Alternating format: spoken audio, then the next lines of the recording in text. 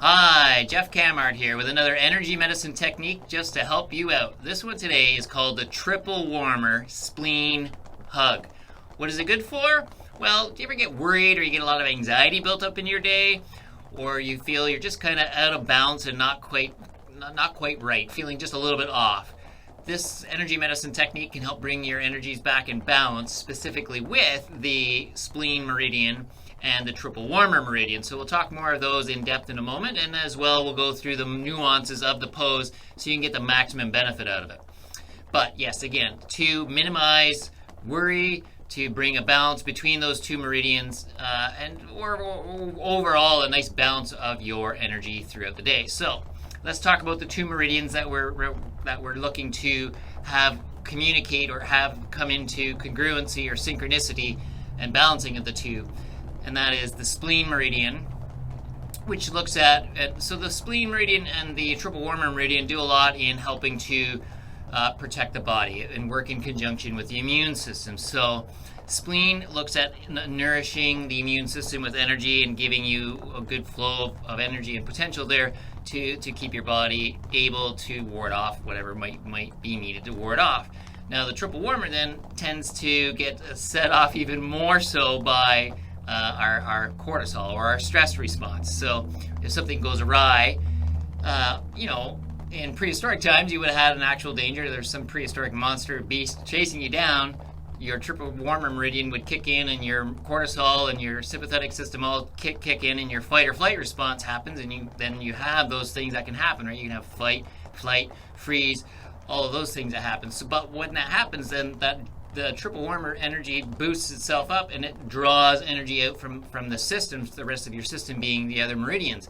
And specifically there, with its congruency in the spleen, it really shunts the spleen meridian flow. So we want to keep a nice balance between the two and not have the triple warmer take off and be up and stealing energy from other places in the body where it could be very healthy and valuable in healing. So yeah, if you notice you get experiencing stress regularly or consistently, you want to consider this exercise to help bring a balance so the spleen can help bring about more healing for the body as well. So let me show you. Basically what we're doing is taking one hand to cover your spleen. So on your left side of your body, just below the breast or the chest, is the organ. So what we're looking here is for the palm of your hand, where we know there's a nice energetic center, to place that right over top of the spleen, on which is on the left side of your rib cage. So you could place the palm there, and your fingers would wrap around the rib cage. So it's just below the breast. Or if not, look it up on the internet, look for a picture of spleen, and you'll see where it is. Then the free hand, then you're going to take your left hand, and that's going to come around. And I'm going to give you two choices here, two options. You can use a sedating point as a sedating point then along.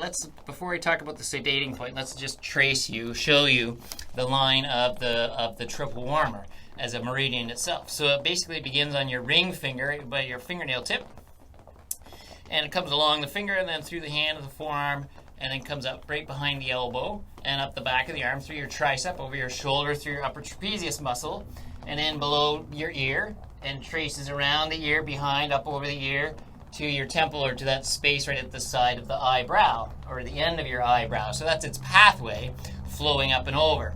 So if we get too much of that energy flowing up and over through the triple warmer, we want to sedate it. There's too much energy flowing through there. So a sedating point can help to release some of the excess energy that's in there and keeping you up in this cortisol state or up state.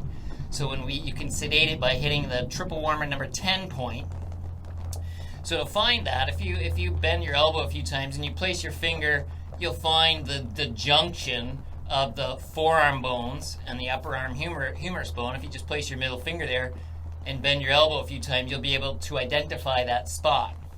That is not the exact point, but that's just your reference point. Then you go slightly above, about approximately a centimeter. Now, literally, you could use your thumb, the width of your thumb, which is called as the width of the thumb knuckle, and that would be called a cun, a C-U-N, cun. And that is just as a reference for something that you may measure on yourself personally, because everyone's thumb knuckle is going to be specific to them, right, to you. So you could use that specifically to know But if you think about it, it's about a centimeter, or if I just place a second finger there, those two fingers together, that's about 1.5 kun. So I would then use my index finger to know that, I just got to slide my middle finger up there. So you can cover your spleen organ, press and hold that point as a sedating point, and then you can just let your hand cup there, and then you can just hold.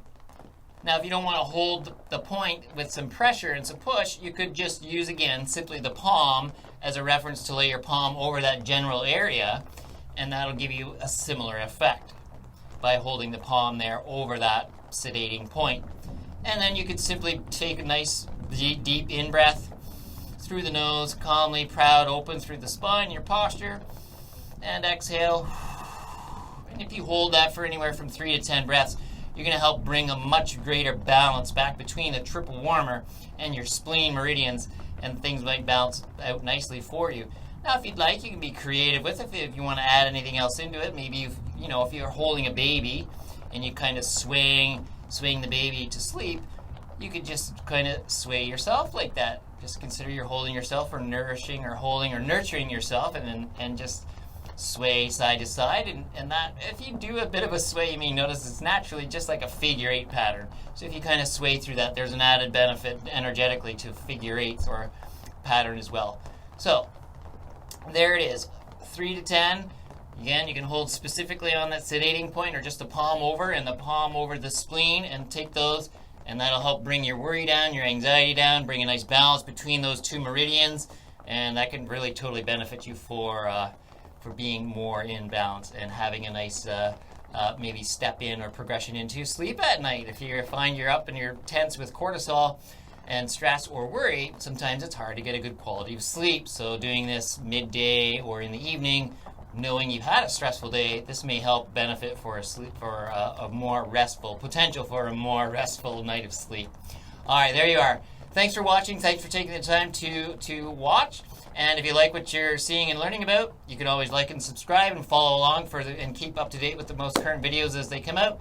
And in the meantime, thanks. And if you all also want to, you can look in the description below to learn more about energy medicine sessions that I offer, as well as EFT tapping sessions that I offer, and we could get in touch and maybe help you out that way. Or if you have comments about the techniques or any of the videos I've done in the past, by all means, I'd be happy to hear about them. So thanks for taking the time to be here, and we'll see you again soon. Take care. Bye for now.